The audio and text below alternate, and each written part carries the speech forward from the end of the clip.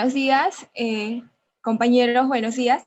En esta oportunidad vamos a exponer lo que es la histología, sus funciones, sus características, su estructura y por cuántos tejidos está compuesto. Los pertenecientes de este grupo somos la compañerita Catherine Alejos, Brenda Fernández, Olenka Ganosa, Kimberly Benítez, Luis Ríos, Sara Catpo y quien les habla, que es Tania Atanasio. Voy a empezar hablando acerca de la histología. Histología. ¿Qué es histología? Histología proviene del griego, histos, que es tejidos, logos, que es estudio o ciencia. Entonces, ¿qué es la histología? Dice, la histología es la ciencia que estudia los tejidos orgánicos. Es llamado también anatomía microscópica, ya que no solo estudian los tejidos, sino también el interior de las células y otros corpúsculos. Su característica, su composición, su estructura y su función, relacionándose con la bioquímica y la citología. Dentro de la histología también encontramos al padre de la histología moderna, que es Marcello Malpighi. Por sus características se agrupan entre 4 grandes tejidos fundamentales, como son el tejido epitelial, el tejido conjuntivo o conectivo, el tejido muscular y el tejido nervioso. Voy a empezar hablando acerca del tejido epitelial. ¿Qué es el tejido epitelial? El tejido epitelial es el primer tejido fundamental formado por células que se disponen una a continuación de otra. Quiere decir que están juntas, que es una continuación, una sobre otra, ¿no? Que se origina, dice, de entre las 3 primeras capas germinativas. Dentro de ellas tenemos al ectodermo. El ectodermo. ¿Qué es el ectodermo? Es una de las 3 capas germinales del embrión. Es la capa más externa, más distal. Es la primera en formarse durante la fase de blástula del desarrollo embrionario. Lo forman los tejidos epitelios, como son los externos, como la epidermis y el tejido nervioso. De ahí tenemos al mesodermo. ¿Qué es el tejido mesodermo? El tejido mesodermo se origina algunos intestinos. Pero, ¿qué es el mesodermo? El mesodermo es la capa media. Está en la capa media, ¿no? Lo origina como algunos epitelios internos, como son el mesotelio, el endotelio y los túbulos renales, o sea, parte del riñón, ¿no? De ahí tenemos a los tejidos conectivos y la mayoría del tejido muscular. De ahí tenemos el endodermo. ¿Qué es el endodermo? El endodermo es la capa más profunda que da lugar a los epitelios del tracto digestivo y del aparato respiratorio. Es la capa más interna, así tal cual vemos en la imagen. Continuando con el tejido epitelial, entre las características tenemos que presenta escasa sustancia intercelular. ¿Qué quiere decir con eso? Que entre sus barreras existe una gran cohesión. Presenta membrana basal. ¿Y qué es una membrana basal? Una membrana basal es una membrana extracelular que se encuentra en el medio interno. Esta tiene una lámina basal y una lámina reticular. Por lo que, como podemos observar en la imagen, la lámina basal está en la parte superior conectando con el tejido epitelial y la lámina reticular en la parte inferior conectando con el tejido conectivo. Otra característica es que presenta polaridad, es decir, tiene un polo apical y tiene un polo basal. El apical se encuentra en la parte superior y el basal en el inferior. Es también avascular.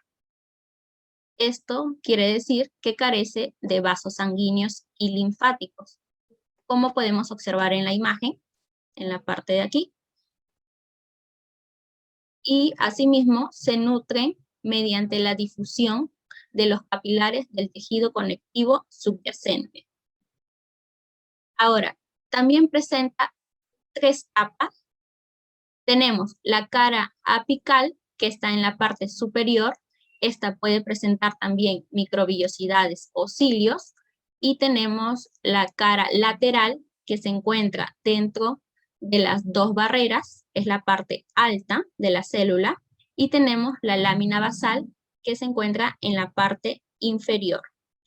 Luego, también presenta o aloja terminaciones nerviosas. Esto tiene relación con la epidermis, es quien recibe las sensaciones. Podemos sentir el dolor, la presión, la temperatura. El tejido epitelial también es una célula regenerativa y presenta múltiples formas, como observamos en la imagen, plana, cuboidal o columnar. Ahora, dentro de sus funciones encontramos la protección. En esta función sirve como cubierta o revestimiento, protegiendo también las influencias agresivas del medio. En absorción, este es debido al intestino o al epitelio intestinal. En la secreción, esta función consiste en la liberación de productos sintetizados, además de producir hormonas y enzimas. La excreción elimina sustancias tóxicas, como por ejemplo la orina. En la función receptora tenemos la piel, tenemos la sensibilidad y la captación de estímulos. Por último, tenemos las barreras selectivas que limitan o contribuyen a la transferencia de sustancias. Este tejido epitelial se divide en dos grandes epitelios. Encontramos el epitelio de cubierta y revestimiento y el epitelio de secreción o glandular. Empezaremos hablando por el epitelio de cubierta y revestimiento. ¿Qué es este epitelio? Este epitelio se encarga de recubrir las superficies corporales, tanto externas como internas. También tapizan conductos, por ejemplo, los vasos, los conductos excretores. Por el número de capas, encontramos simple o monoestratificado y dentro de ellas el pseudoestratificado. El simple o monoestratificado quiere decir que presenta una sola capa. Por ejemplo, este tipo de tejido lo podemos encontrar en el estómago, como observamos en la imagen, en el intestino delgado, en las trompas de falopio, en la parte superior del ovario, en los alvéolos pulmonares, y el pseudoestratificado quiere decir que presenta sus núcleos diferentes niveles, por lo que nos da la visión de que aparenta tener varias capas, cuando en realidad no es así. Por eso es conocido como falsas capas. Este tipo de tejido lo podemos encontrar en las fosas nasales, en la laringe, en la tráquea, en los bronquios y en la vesícula seminal. Encontramos los estratificados o poliestratificados. Dentro de ellos está el de transición o polimorfo. ¿Qué es estratificado? Este tipo de tejido presenta dos o más capas. Lo encontramos en la lengua, en el esófago, en la epidermis y en la vagina. Transición o polimorfo.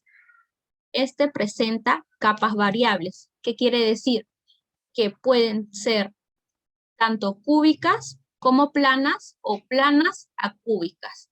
Lo podemos encontrar en la vejiga, en el uréter y en la uretra masculina, por lo que solo lo podemos ver en las vías urinarias. Por su forma, encontramos tres tipos de formas. Están los planos o pavimentosos, llamados también escamosos, los cúbicos, los cilíndricos o prismáticos, llamados también columnar.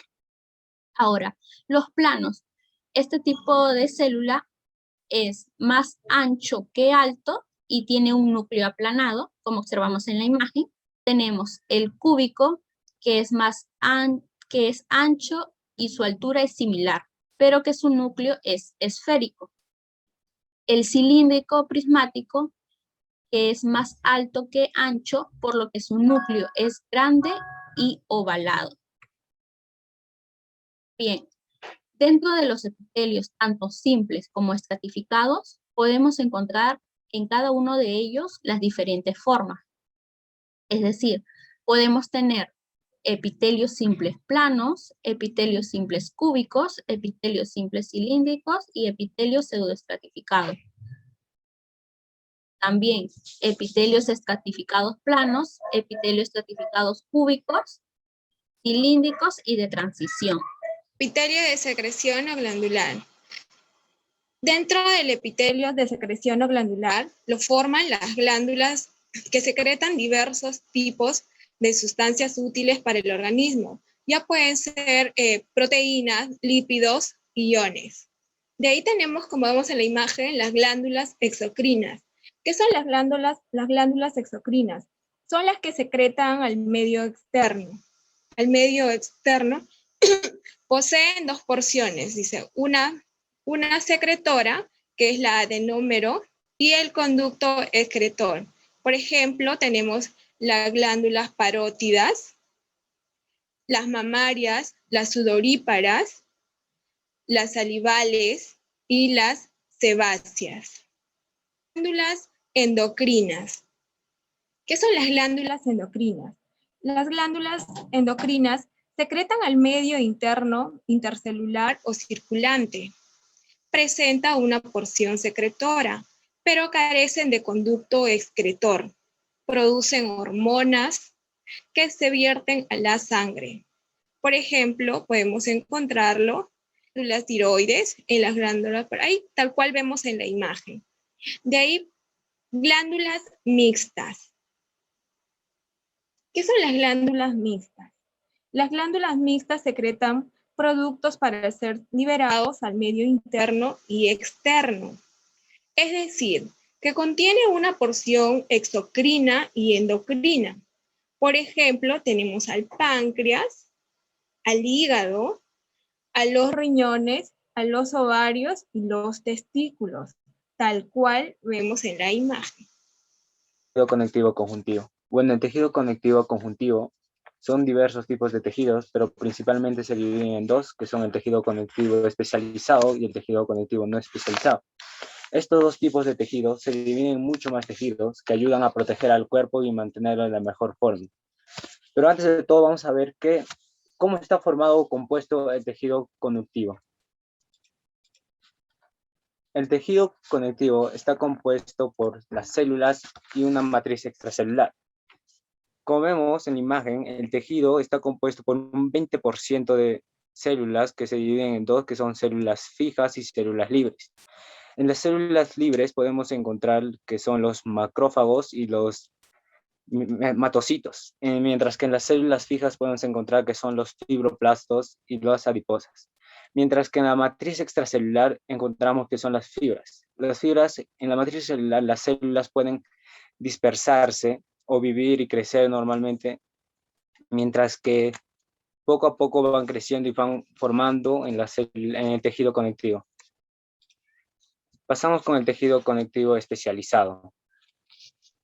El tejido conectivo especializado se divide en muchos tejidos como son el adiposo, el sanguíneo, hematopéyico, cartilaginoso, óseo y linfático. Su función principal del tejido conectivo especializado es proteger el organismo.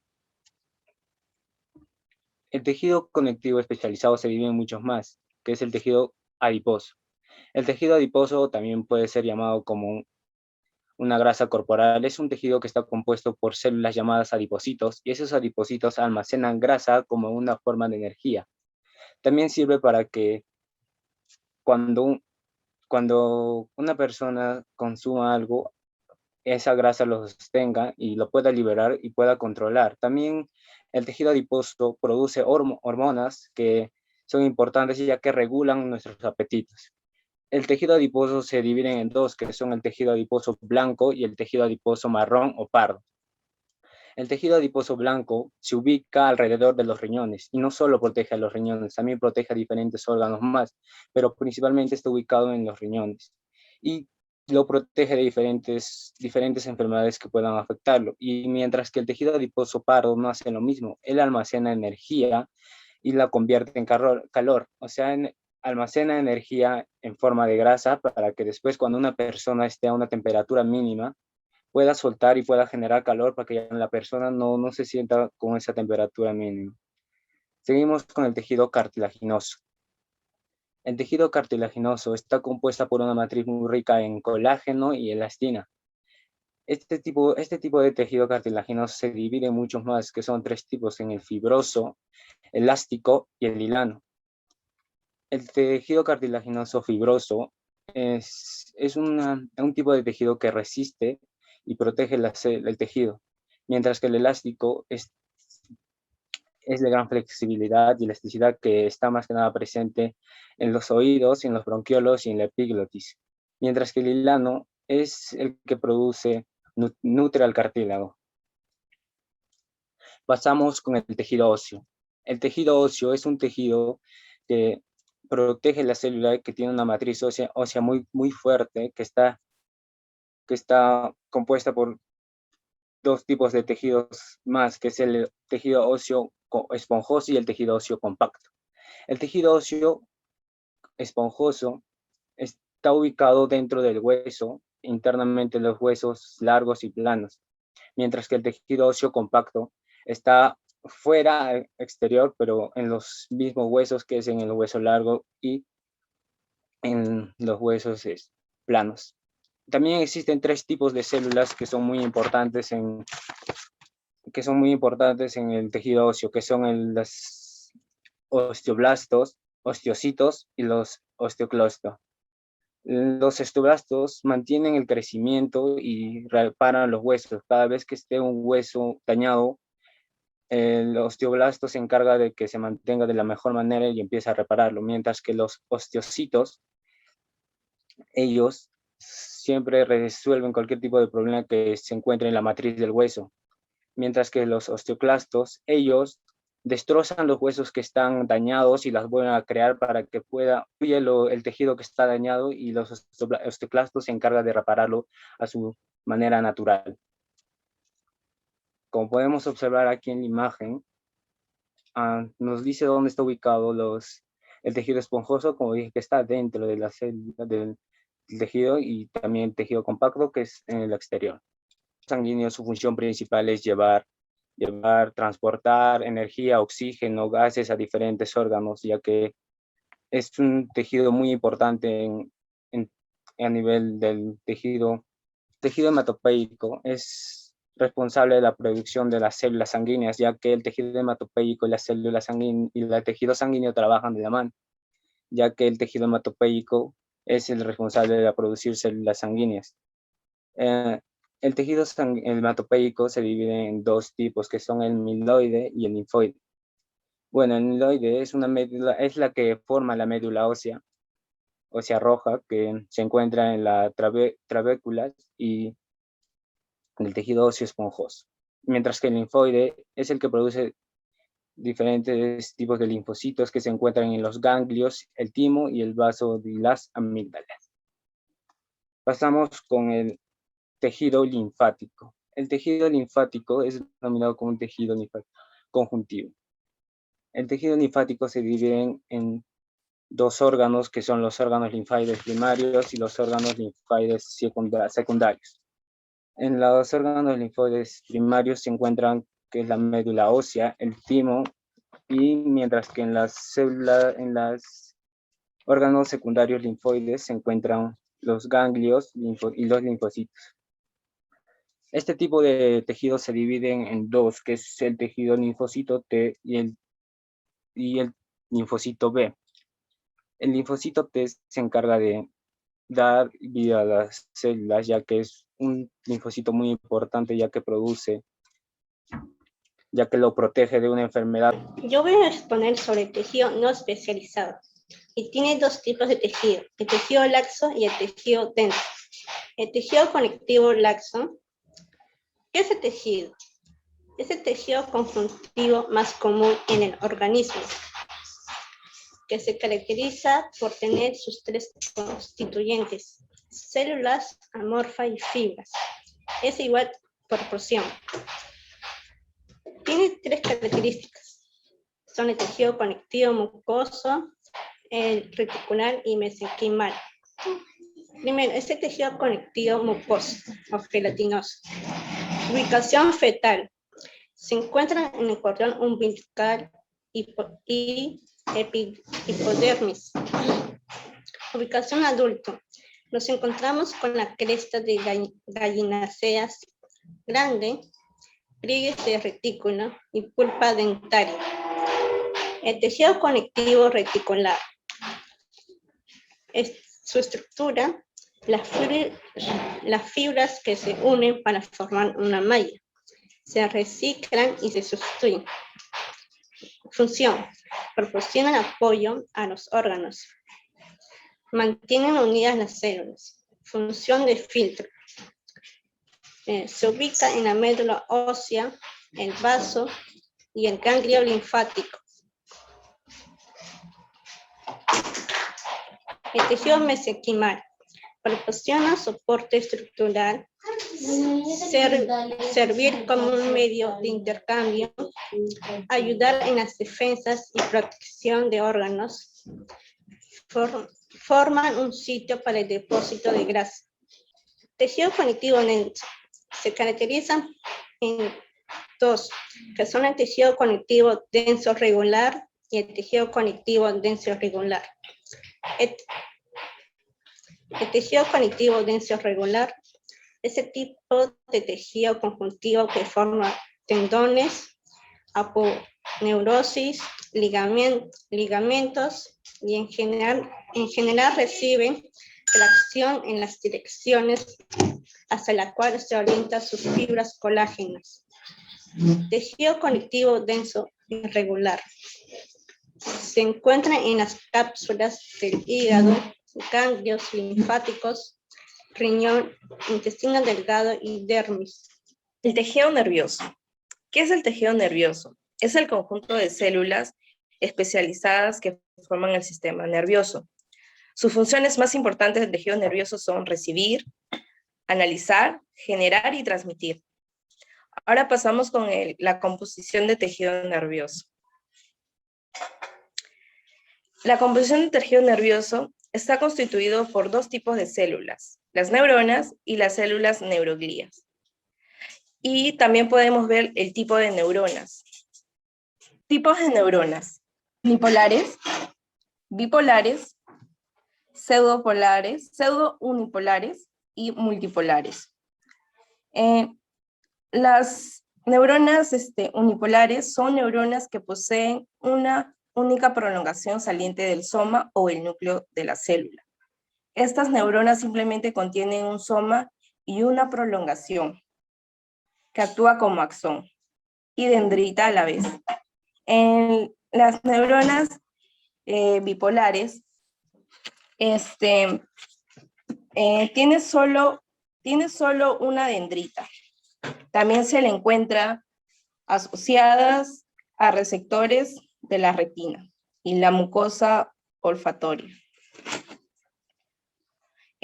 También es una neurona o célula bipolar. Es una neurona con dos ramificaciones, fuera del soma o el cuerpo neuronal. En las neuronas pseudounipolares se parecen a las neuronas unipolares, ya que cada una de ellas solo constan con un axón. Y las neuronas multipolares son las neuronas dominantes en los vertebrados en cuanto a número, y cada una de ellas tienen un cuerpo celular. Según la longitud del axón, las podemos dividir en multipolares.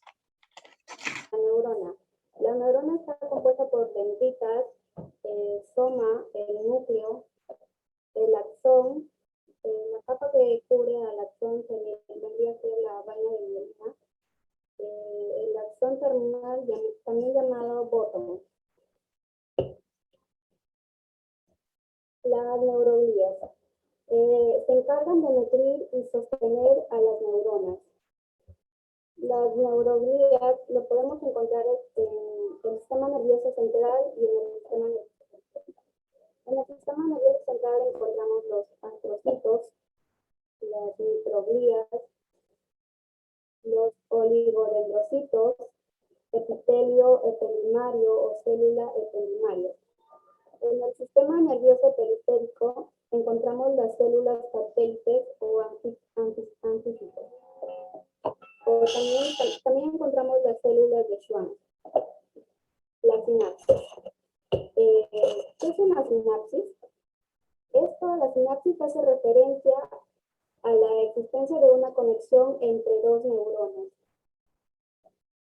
Encontramos la sinapsis química y la sinapsis eléctrica. Las sinapsis químicas, en esta sinapsis, la información se transmite de forma química a través del envío por parte de la neurona postsináptica que capta mediante diferentes receptores.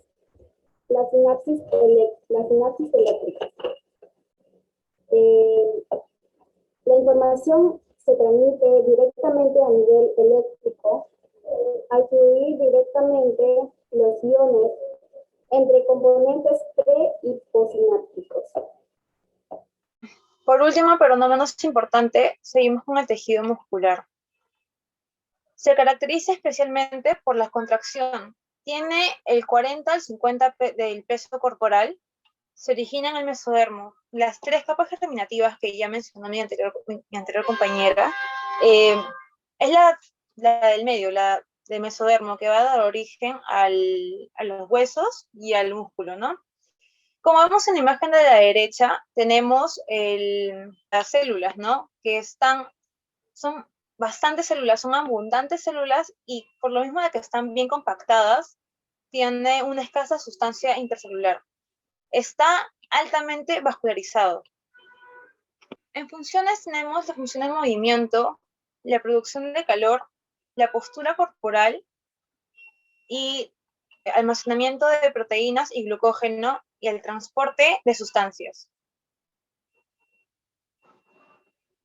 En los componentes, como toda célula, tenemos el sarcolema, que equivale a su membrana celular, ya que bodea toda la célula, ¿no? El sarcoplasma equivaldría al citoplasma de la célula muscular, que va a contraer todo lo que tiene una célula normal, como ponte el aparato de Golgi, el núcleo, el retículo endoplasmático, etc. El sarcoplasmático actúa como reservorio de calcio para dar lugar luego a las contracciones, ¿no?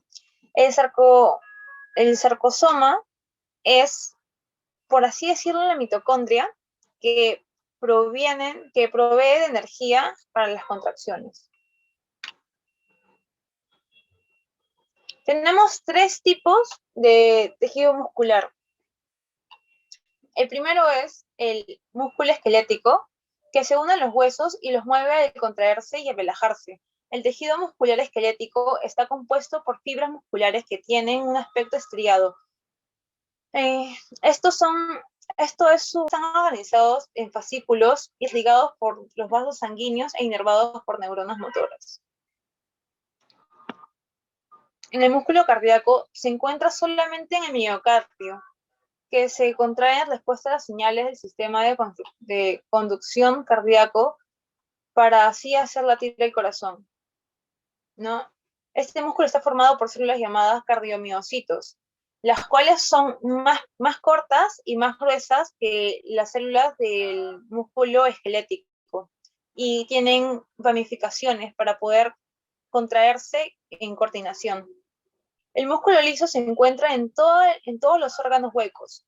Sus contracciones son movimientos involuntarios impulsados por el sistema nervioso autónomo. Sus células permiten la contracción y relajación de gran elasticidad, o sea, mucho más que las dos anteriores. Un pequeño repaso con respecto a las fibras celulares que les voy a mencionar ahorita. En características tenemos las formas. En el estriado y en el cardíaco son cilíndricas. Ambas tienen una forma cilíndrica, ¿no? Y en el liso tenemos el fusiforme. El fusiforme es bastante estrecho al inicio, se va anchando y luego vuelve a ser, es como una hojita, ¿no? Bueno, en los núcleos, en el estriado tenemos varios y son, como vemos aquí, en el estriado, son varios núcleos, los puntitos azules, y son periféricos, ¿no? En el cardíaco son de 1 a 2 y son centrales. En el liso solo tenemos uno y es central. Tenemos las estrías transversales. Como llegan a ver, en el esquelético y en el cardíaco tenemos las estrías, ¿no? Tenemos los surcos. Están en verticales, ¿no? Y en el liso no contamos con ellos. Unidades contráctil tenemos en el esquelético y en el cardíaco tenemos el sarcómero. Bueno, en el liso no tenemos. En uniones solamente vamos a tener en el cardíaco, que esto va a ayudar para que sea mucho más uniforme la contracción. En ubicación, en el esquelético tenemos los músculos insertados en los huesos, músculos de la lengua, en la parte superior del esófago, ¿no? En el estriado cardíaco tenemos en el miocardio y grandes vasos como por ejemplo la aorta. En el liso tenemos músculos de vísceras, vasos sanguíneos, no tan importantes como la aorta, pero sí también bastante mencionados, y vías respiratorias. Muchas gracias, espero que haya sido de su agrado la exposición.